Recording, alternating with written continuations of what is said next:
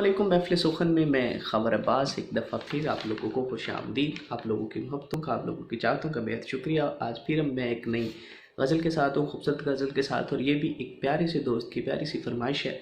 और आप लोगों की फरमाइश जो आप लोग मुझे इनबॉक्स में भेजते हैं वो भी मैं ज़रूर पढ़ूँगा, लेकिन पहले जो फरमाइशें आई पड़ी हैं मैं वो पढ़ कर फिर आप लोगों की फरमाइश भी पढ़ूँगा। और इसलिए मुझे अपनी अच्छी अच्छी जो इंतखाब है वो भी भेजते रहा करें और अच्छे अच्छे कमेंट्स भी दिया करें।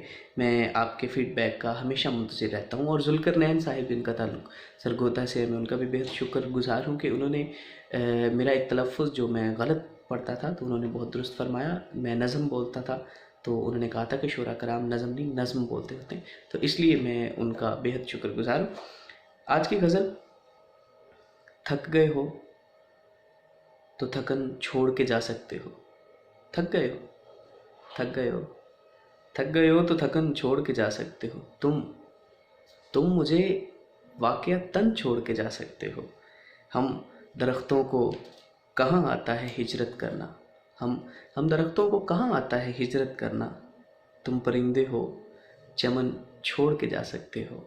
और तुमसे बातों में तुमसे तुमसे बातों में मैं इस दर्जा मगन होता हूँ। तुमसे तुमसे बातों में मैं इस दर्जा मगन होता हूँ।